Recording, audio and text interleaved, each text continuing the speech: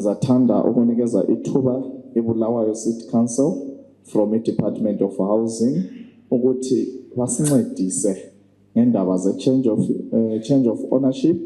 Suke ku change of ownership basincedise ngendaba zama-title deeds ukuthi kade lokho esikuzwayo kwenzakalani ngama-title deeds, basincedise kakhulu. Siyabonga mama Igunda.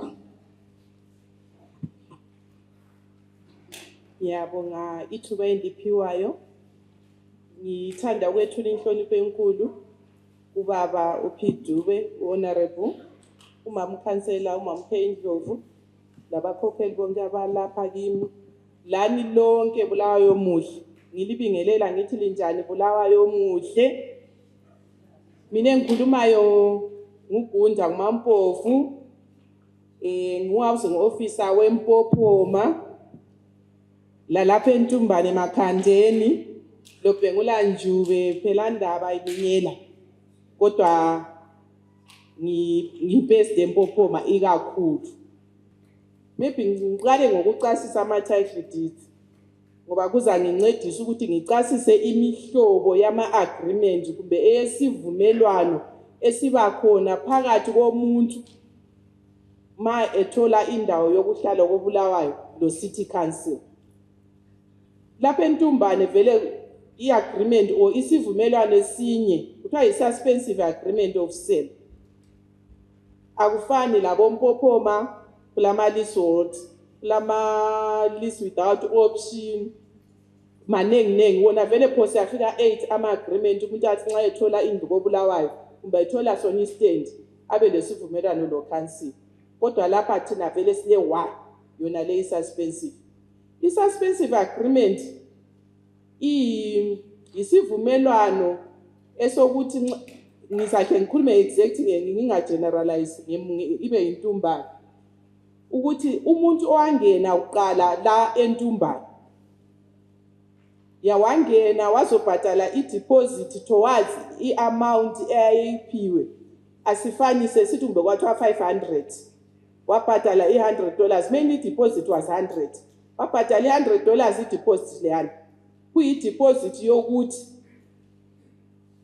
imali yendlu lemali yomhlabathi kuhlangene.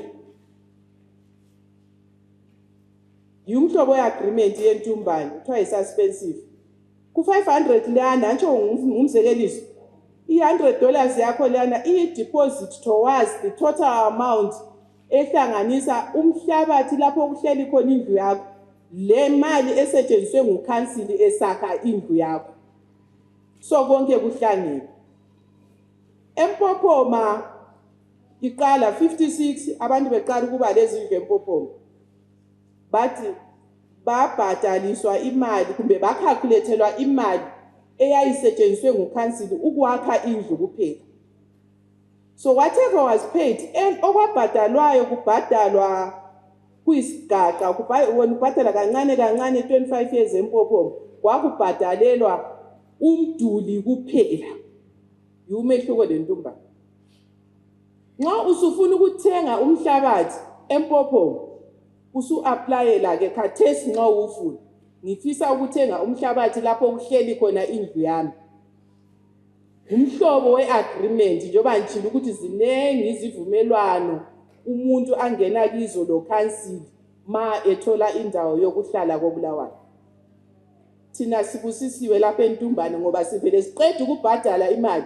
Meaning sengiqedile ukubhadala isikweletu uCouncil angakhela ngayo indlu lo mhlabathi wakhona. Umlando engiyabe ngilawo kodwa engingawufoselwayo yikuthi ngibe lama-title deeds. Ngifuna ogogo labokhulu bakuzwisisa ukuthi isithupha sendlu esilazo emakhaya zonezane esaziphiwa ntolontolo ehofisini yeCouncil ayisiwo ma-title deeds. Yisivumelwane sakho lo council sokuthi ngwakhele indlu estendeni lesi u31 what ewe imali engaka esemhlabathini omkhulu okungaka kubhaliwe la kuma agreement eklaphana ukuthi umhlabathi engihleli kuwo umkhulu okunganani. yisisivumelwano sakhona ayisiwo ma-title deeds. Iloni lena beyirana la 25 years ubhadala kancane kancane kancane iziphele imali yomhlabathi nemali yendlu. Sizweni ukuthi lokhana isiko ma-title deeds. Uyabu ube lesivumelwano sokuthi umduli lo mhlabathi kuyimali engaka ukubhadale ngeminyaka engaka ungaqeda wabungasela squarete kodwa yabungala ama-title deeds. Nxa sesikhuluma ama-title deeds sesikhuluma ukuthi kumele kuyeregistrwa kuhulumende ukuthi wena ku-3100 whatever 4 bani usulo mhlabathi lo mduli okungokwakho kuyeregistrwa emahofisini kahulumende othiwa kuse-deeds office lapha ise-trade board. Ususiba kumephu lana ukuthi khona lo wathenga konke lo mhlabathi waregistrwa kuhulumende. Bakunike i-certificate esedlula lesika council. Lesane sika council sike sikhansile ngoba asisasebenzi ngoba sona singaphansi amandla aso kulama title deeds. Kuyezwakala. Sengingakhuluma ngama-title deeds kathesi. Right. Ama-title deeds lawana osokuvuswe ukuthi abakhokheli labo baze bathi lizozwisisa ngakho. Angithi sithe kuyabe sokuregistiwe kuhulumende. Uhulumende nguye wakhipha umbiko last year ukuthi ufisa konke kube digitalized. Anti ama-passport ababe lama-passport sayatshintshwa aba yona la kuthiwa i-digitalized passports. So laba lama-title deeds labana sebaba lawo. Uhulumende ufisa ukuthi lawo kube njalo. Ukuthi kureduce ubusela. Ukuthi la ngaphifaka iphini yayo emchineni ayakhipha ukuthi ngaka Alice Gundi. Kungafaka le kuthiwe ngaGertrude Ndlovu ka1. Ungazange uproduce lana amaphepha bakhe batshintshe ona la amaphepha akhona the singamabhondi nje. Yebo they are binding but bona sebenehlelo abalalo lokuthi bafuna ukuthi ama-title deeds lawana abesikhona emchineni angabi yona la kuthiwa kuyadinga iphepha kuyathini. Nxa uvele ula ovele ongalawo kodwa ewafisa ukuba lama-title deeds uyabhalela ke ehofisini yethu yona le eNtumba ukuthi mina sengifisa ukuba lawo ama-title deeds. Ngifisa ukuthi la ngiyeregister kuhulumende ukuthi indlu lomduli lokhana ngokwami ehofisini khonapha kubomama uSilundika kulomama uNleya lestaff esinye sikhona sehousing. Siyahamba bayasikhangelela kule squarete na akula nxa kungela sikhulekile ukuthi sibhala ama-application yethu ukuthi mina sengifisa ukuba lama-title deeds. Ubhala ukuthi indlu yami yona ngokwayo yayivele iyi-3 rooms isem-detached sengaye-extend yaba yi-7 ngoba konke lokhu bayakufuna. Kule administration fee ebhadalwayo $24.50 esikhathesi ngingazi ngokuya kwesikhathi kodwa kathesi $24.50 eyi-processing fee yakhona. Uhlusarende leyani agreement ngisathi ngibala njengoba nje ukuthi leyani yabe inferior agreement iyabe singaphansi kwama-title deeds ozaba lawo. So ukuyisarende nxa uzafuna ukuthi usalubu sabona ngekhaya sungafotocopa usalula kodwa iyabe ingasasebenzi silonga ama-title deeds angaba khona ngoba ama-title deeds they are superior than i-agreement of sale. Right. Singabhalela lapha ehofisini sibhalela uhousing office ukuthi mina ngifisa ukuba lama-title deeds kuyaprocesswa kuhanjiswe e-tower block kuye kufika kumagqwetha e-council e-city hall abesebhalela ugqwetha onguye omela i-council uCoughlin and Welsh ukuthi ubaba uPeter Dube ufisa so senze ama-similarities sorry ubaba uJohn Dube ufisa ukuba lama-title deeds.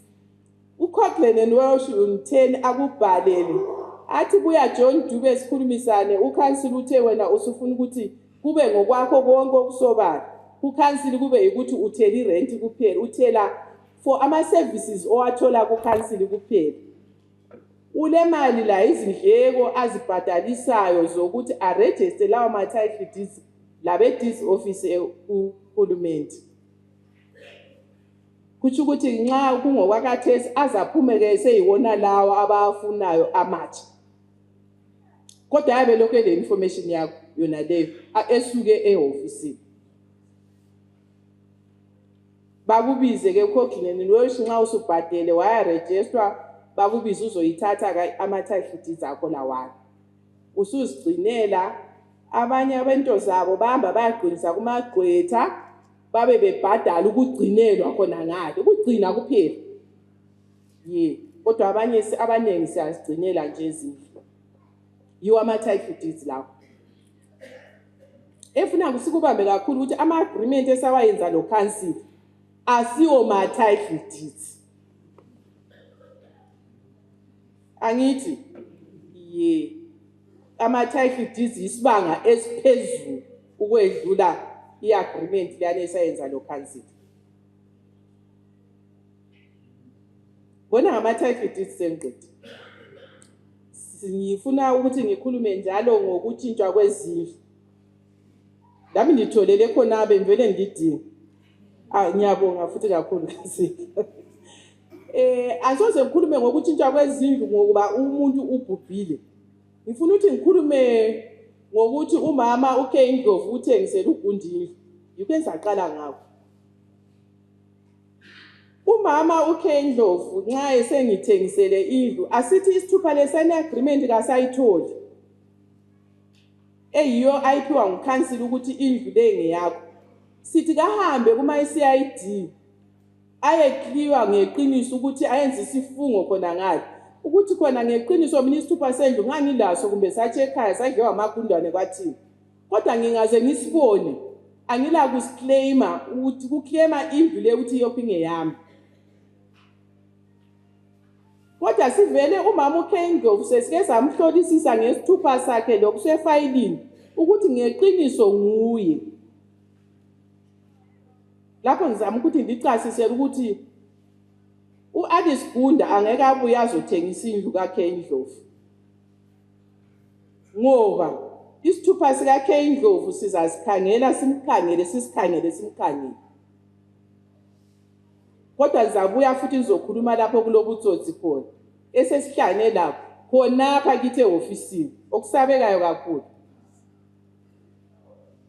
so umama nxa esenzile iaffidavit kuma CID bamclear la ukuthi hayi siyakuklear mama kodwa isithupha leso sendlu ungasifona ungahamba ususithi ulaso ulendlu uye sisarende eofisini abeseyithi simkhululeke abhali iapplication ukuthi sengifisa ukuthengisela uAlice Gunda indlu ngimthengisela ngemali engaka kodwa isithupha sendlu samba kithi angisasiboni uhambe kuye approve kuphendula sebengabuya batshintshelane indlu whether ebelahlile isithupha kumbe engalahlanga iapplication leyo iyabhalwa ngemuva kokuthi umuntu ahlolisiswe ukuthi ngeqiniso nguye isithupha lesiyana nxa ivele laso uyahlasisa rendi ngoba sesizayenza phela isithupha esitsha esikamathenga so lesiyana yikho sivele sisithatha umathenga abe sezalungiselwe sakhe la ngemva kwe2 weeks siphume bamniki kodwa khathesi iprocess isibande ngoba iZimra ithi lapho othengise khona ulutho lapho othole khona imali iZimra ithi la sheni khona okuncane kuyabhadalwa eZimra lingakatshintshi amabizo kusiya ngokuthi indlu uyithengise ngemalini la ile percentage yayo eyifunayo ubusuyibhadala lathi nxa ungakayibhadali ngale lathi asitshintshi ngoba siyabotshwa siyamele ukuthi uqala uqedelane leZimra uthola ama capital gains usubuya sesitshintshi kuthiwa imbuzo sibe sibhala phansi kumbe okhulu bayesabe nxa ukuthi bazakhohlwa sesikhuluma ngokuthi uJohn Dube lwane ngangamutsho obethethe uMampofu usebhubhile uJohn Dube belendlu entumbane usebhubhile angithi isithupha sendlu lesiyana thina omama basizalayo babekwazi ukuthi obaba yibo inhloko yomuzi indlu zibiza bona obaba angithi inguquko ikhona ukuthi omama labo sebefuna ukuthi sithi 50-50 sonke sibhalwe laphana kodwa esilokhu sisahlangana lakho kuningi ukuthi uJohn Dube ubaba uDube indlu ibingeyakhe mina uMampofu nginginkosikazi wakhe lami ngikhona ku record lapha efayilini lo mtchado wethu la ukhona lapha uyabubhaliwe angithi umtchado iphepha ngitsho information lokhana ukuthi uJohn Dube uchade lobani Mpofu ukhona lapha eoffice nxa ukuthi ubaba uJohn Dube wayekulethile yikho esikusebenzisa right usethula ubaba uDube sikhangelele njengemuli ukuthi silungisise masinyane sitshintshe ibizo isintu siyathi khona hayi simeleleni umnyaka silungise impahla zika baba uJohn silungise lokhu sichitha impahla isigangi sabe sithola ithuba lokukuntshontshelini ulokhu ufuna ukuthi bameleleni balungise bazachitha yebo ngemva komnyaka kodwa lokhu itechnology esikhona khathesi yenza ubusela bube khona bube bunengi besakududuza amandla oshua bona badinga amaphepha inhlupho lezi bakithi bona bafuza amaphepha endlini wena lokhu ukhala uvala amehlo sikhaleni sivula amehlo Ngiyabonga ngizacela ukuthi mabekhona abalembuzo ngicela ukuthi sithathe imbuzo engu5 singakaye kuma next presenters sithathe 5 questions mayelana ngokwe BCC lokwe utshintsho lobuntu ngiyacela izandla ezingu5 ngiyabonga lini bakhokheli lonke mina ngumisi Sidlahle umama ukhuluma into eqhakathekileyo kakhulu wayenzakala kimi ubaba wami ngathi ogogo bebuyo abakibo kamama babuya lo unkazana lo angikwazi wayezithwele umama mesegobhile manje kuthe kunjalo babuya la baphinda bahamba la mina ngathi kanti babuya lo unkazana lo besithi ngisishonele ukuthi uzo mutsamaphiwa njani egcina abantwana mina ngathi basebehamba la njani bahamba la unkazana lwana ukuthi umuntu wayemithe khona lemtari sebesizisiso sikababa unkazana lo wamfonile sithi sisi ngapha nithwele nzima ngathi ndaba wathi hayi bengicela ibhesi yakho mina ngathi ufuna ibhesi yami uyifune yani wathi hayi ngale lapha engikhona indoda yami isotsha seyabhubha mina sengalahla wonke ama particulars mina ngathi hayi lapho wazalwa khona hambe ethatha ibhesi baza kunika ngayala sibili ukumnika ibhesi yiko ngiyambonga umama lo sibili lami ngangenwa uNkulunkulu wathi hayi ibhesi yami ngathi anike umuntu uza kuyatshontsha khona ngale ingalahleka bazathi kanti usisili ambani ayisiyalibona mama kakhulu ayisibongile ngombono wenu hayi kakhulu ama title deeds zona lawe libuye ngawo ayisiyabonga mina ngumisi Damwambo usuka khona pha ku Ward 10 umbuzo wami ukumama ukhulumile ngama title deeds kumbe kungikhuthile angazi awusatsho ukuthi current amount ebhadalwayo nxa utshintsha ufuna i-title deed imalini ukhuluma nge$24 kuphela yabo ngifuna nje ukubuza ukuthi njengoba sokule umthetho omutsha owama title deeds thina sathatha ama title deeds sabhadala izimali futhi kuma title deeds la manje nxa setshintsha siyabhadala futhi enye imali phezulu kwayena le yabo ama ID ethu afuneka ukuthi kathesi sithathe ama ID sihambe lawo khona ngale lokhuzeni emaofisini umbuzo wami wokuqala angazi umbuzwakele owesibili ukuthi kathi njengoba thina siyabe sithathile lo nkosikazi xa sefile indaba kungani bamhlupha kangaka befuna inkalakatha zezimali ama-1000 lama-1000 mina kusazi ukuthi unkosikazi wami unkosikazi kaNcube lwana sekungani yahlutshwa ungani yahlukumezwa lapho hamba khona why ngiyabonga Siyabonga umbuzo wami wokuqala uthi wona uyavuma yini ukuthi ngithathe ama-title deeds mina ngingumntwana angisela bazali? Owesibili, luzwi lokuqala, owesibili, kuyavuma yini ukuthi njengokuthi ngingumntwana sihle sifake ilokuzini indlu ku-family trust instead ukuthi sifake umuntu oyi-1? Kuyavuma yini? Asithi abantwana thina singu-6. Siyetshintshisa ke amabizo. Ukutshintshwa kwamabizo lokhu kuthiwa so.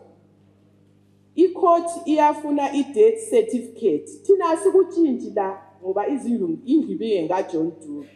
Kumele kuyiwe emthethweni. Sengikhulume kakhulu ukuthi abantu sebeze bangumsindo.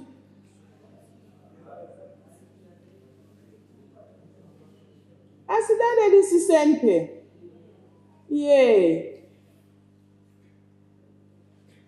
All right. I-court iyafuna i-death certificate kaJohn Dube. Ukuthi ngeqiniso uJohn kasekho. Ibisifuna konke abelakho. Ingaba yitrakitha ilephepha lalo, imota ilephepha lalo. Indlu entumbane singayo kakhulu namhlanje ilephepha leliyana i-agreement of sale enthe i-suspensive agreement of sale eyaphiwa ubaba uDube. So asincediseni ukugcina ama-particulars wona lawo. Ngoba ubaba uzathi esethula umama xasi ukuthi mina zange ngibone. Kodwa besihlala sonke lamaphepha wona ahlala khona apha endlini. Ubaba uDube angabe waphuma lesithupha sendlu hamba wasichenjube kambe. Asigcineni amaphepha wethu ndawonye. Wonke umkhaya sisazi umama esazi ukuthi kulapha lo baba esazi ukuthi kulapha. Ngoba i-court ifuna ubufakazi bokuthi uJohn Dube ebelendlu yebo ebele tractor yebo ebele mota yebo ebelomuzi kumbe ebele indlu emayadini. Konke kusetshenzwa kanye. Akusoze kuye ukuthi namhla kwenza ibhasikili kusasa kusenza itractor kusasa kwenza indlu entumbane kusasa kwenza indlu emahatshuni. Inotho yakhe yonke ubaba uDube yaqoqa yonke lihle libhale yonke. Lezithupha zazo ubufakazi obuthi ukuthi lokhu ngokukababa uDube. Okuhlanganisa i-agreement of sale yendlu yentumbane. Kumbe ama-title deeds endlu yentumbane. Kusiya ngokuthi yena besephethe luphi uhlobo lwe-agreement. Kodwa abaye bekudinga ibufakazi ukuthi lo owethu ebesimthanda oselele ebelendlu unamba bani. Amaphepha lana wonke ahambe khona ngale. Kuye-register kuthiwa yi-estate, kuregister inotho yomufi. Kuya-advertiswa leso kuyi-process yabo le. Ku-advertiswe emaphepheni othi ukweledwa nguJohn Dube. Ayebona yena lo onguye oyabe abuqanje ukuthi nguye okhangelene lenotho yakhe. La okweleda uJohn Dube ngokufanayo ayokutsho kulwana ukuthi hayi mina bemukweleda amadonga amabili uze watshona ngakamniki. Konke khona lokho konke kwenziwe ecourt. Kuze kusetshenzwe icourt kuphutshe. Kulandelwa iconstitution yeZimbabwe. Abasakhulayo labanye abasebeselamehlo asibaleni sizwisise. Ngoba yiyo kuphela yiyo esiyilandelayo umthetho esiwulandele eZimbabwe. Umthetho weZimbabwe uyafika ukuthi uJohn Dube kasekho umtshado ebetshadelo bani loSiphiwe Dube engumampofu. Umtshado nangu, isithupha sakho nangu. Ayiqali inike umntwana. Ngoba indlu lana anti nizuzele uJohn Dube. uPatricia engabi khona. Even incwadi sekhona it was all my effort mina lo John Dube. Iqala ngami. I-Constitution yeZimbabwe ithi ubaba nxa esethule indlu iphiwa umama. Sisonke ingazi indlu lani bilama title deeds kuyafanana. Ingazi indlu lani bisingeyabo umzimaye wanasi othi mina lo baba sibhaliswe sonke. Kuyabe kusitsho ukuthi umama lwana umzimaye wanasi ebele 50% angithi ebele half. Ubaba ele half. I-half yona leyana kumele iyexoxiswana emthethweni ukuthi layo isisiba ngekabani ngekamama ngoba nokwakhe ihafu kuphela umama lapha so kungaphutsha kusetshenzwe sokuphuma amaphepha ecourt athi ukuthi obeyigijimela indaba leyo okhethwe ngabangekhaya nguzibani indlu isingena isisuka kuJohn Dube isingena kuzibani kumbe ihafu kaJohn Dube kade elayo isingena kuzibani iconstitution yeZimbabwe kodwa ithi nxa enginkosikazi wakhe yabe singena unkosikazi wakhe imese nsithi nxa indlu lana kumbe bibiza umama hayi kuJohn Dube esebhubhile uSiphiwe Dube esebhubhile antu sebhubhile ngabi lelinye ijaha atsho bomama hayi kodwa phela ikanengi ukuthi uzobhubha usulelinye ijaha elizahlupha endlini yakoDube yiluhlupho ngathi omama liyangizwa khona kuyangitshoyo bomama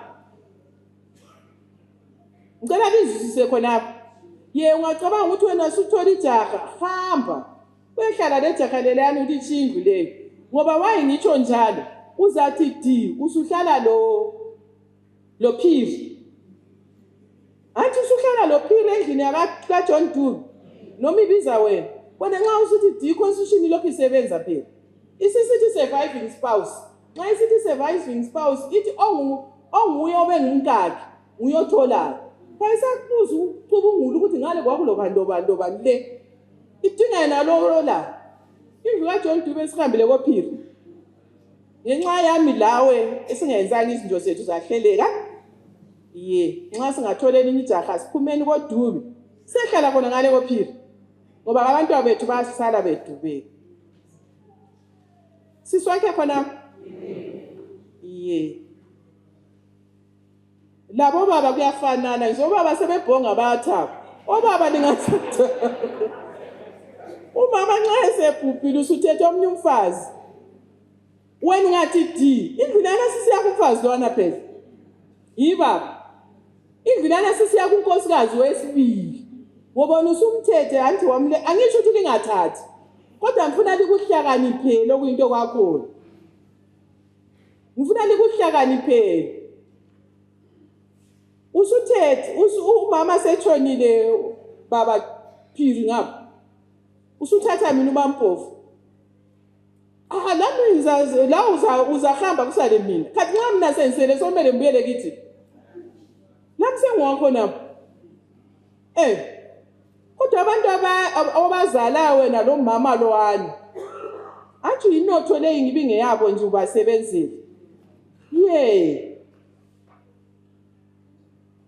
angithi ukuthi singathathi sihlale siswele osigesa nxa sigula kodwa kulezinye indlela esingakwenza ukuthi kungahlukumezi izimuli khathesi kukhona othiwa ngama-family trust indlu lana ungabona ngani sokunjalo mina bengagijima ngekwenza lokhu kwenziwa kokuthi ngiyadinga ibizo lokuthi ngifuna ukuthi ithini kumbe ngifuna ukuthi kuthiwa yiPhiri Family Trust kumbe iGundwane Family Trust isiyayibhalisa injalo iyabe labo administrator bayo kodwa ihiphume egameni lomuntu ohamba ngenyama okuthi ubaba lwana ngaze abesale thatha umama lwana asale sethatha ubaba esebhubhile indlu lana ayitshintsheki ngoba sivele sayitshintsha thina sayithi nge-family trust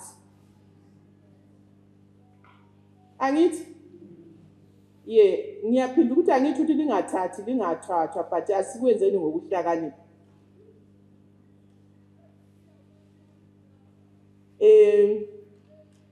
sigcine kuyikuthi emakhothi sebesilethela ukuthi kusuka kubuye okunye befuna ukuthi ngingalikuthi ngingalitshelanga amaphepha lana sebuyile e-ofisini athi ukuthi indlu kayiye kuwithu thina sesitshintsha sesilandela thina asilakho esikwenzayo okungokwethu okufunwa yithi njenge-ofisi kumbe okufunwa yini njengemuli libuye e-ofisini lingakayifika ku-Master of the High Court thina silandela iphepha eliphewe khonale ku-Master of the High Court ethi yenzani so indlu indlalifa nguzibani kumbe abadli belifa lakaJohn Dube ngozibani omunye uyabebhalile iwili yakhe sesaba la ukuthi ngingabhubha intombi yami le inhle kakhulu izasala igonjiswa ngomunye ubaba indlu yami labantu abami basale beyizibhoni even yenza iwili despite ukuthi kule constitution kodwa unkosikazi wakhe nxa engamshiya ngaphandle uhulumende uyakwamukela lokho ukuthi hayi indlu yami ngamamoyo mabomvana wami lo labantu abami bonke beyi6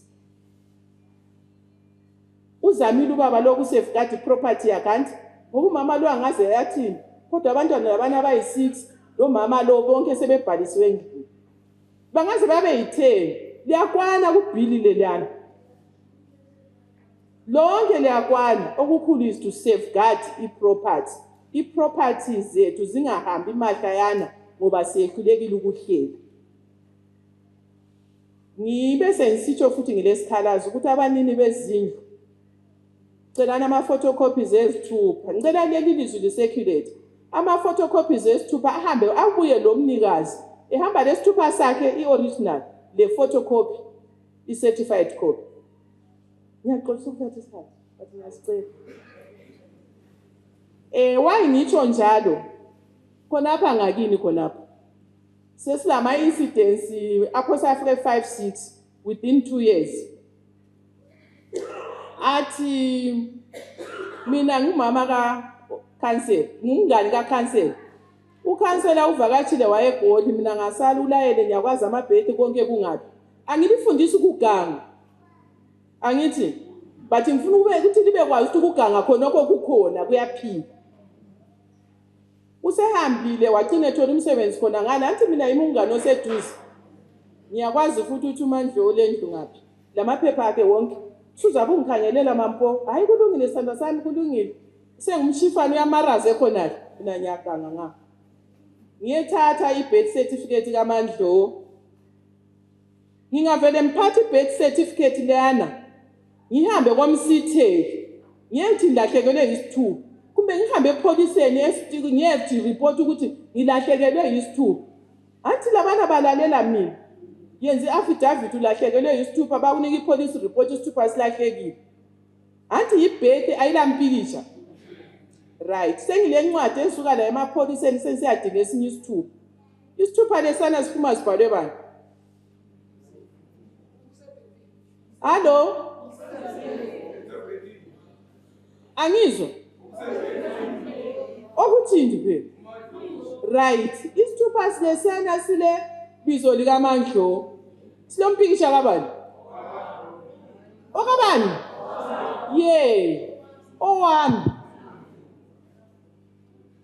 lingizwile sengiphethe isithupha esilomfanekiso wami mina Mampofu esilebizo likamama ukhanseli so sengingubani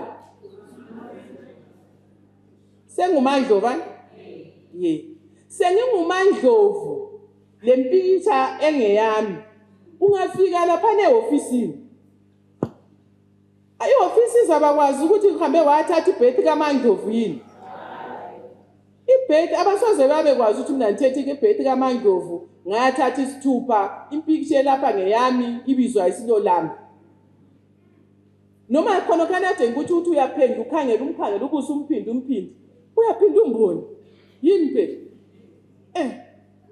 yimi ngisithwele isithupha sangikhona sezothengisa indlu kaKhalazani Ndlovu hathi yimbi hathi iofisi zathini umama uSilundi kanangani ukhona uzathini uzamkhangela amphindi abone kuyimsibili hayi kulungile mama yenzani isithupha sendlu singa hayi nazi anto sisele lapha uMandlovu esiyake marasa le ye umniki isithupha sendlu umniki isithupha sami sinempicture yami sesithengisela ubhuti laphana umpala honorable khona honorable simthengisele sesimthengisele athi yena kade wageuka egoli kasafuna ukubuya yabuya kuphela efika ungasela iofisi ayilakho khona ukuthi yazi ukuthi mina isithupha engisiphetheyo impikisha yodwa eyami ibizwa isilolami ngoba uphethe idocument evalid esuke emthethweni ubusela bukithi thina asigcineni kahle ama documents ethu angazi ukuthi singafihla ngaphi lobungane labantwana konke nje kukhona khonapho sibe lakho khona la sokukaningi vele emahathula ngale vele angikhulumi bengisetower block umnyaka usiyaphela yibo bodwa so esesikucela bakithi umnikazi wendlu sicelani iphotocopy esithupha abuye le original simbona ukuthi nguye ukwenzela ukuthi ulwane bese buye sethwele impikitsha kaMampofu yena la information kaMandlovu sizambamba ngoba isithupha sakalwana sizabe sikaMandlovu sivele sikhona efayilini ngoba zibuya vele sesitshintshile leminyaka yakhe umbone leminyaka yakhona vele akusa uzibuze nje bonabo babanjwa ikhona lokho ukuthi yabe usuzibuza ukuthi khathena lo muntu ngo78 wayelendlu khathe ngumfananyana kangaka kumbe ngo1972 wayelendlu wayenganani kodwa nxa ungasakuphiwanga iwisdom yona leyo ukuthi ucubungule indlu izahamba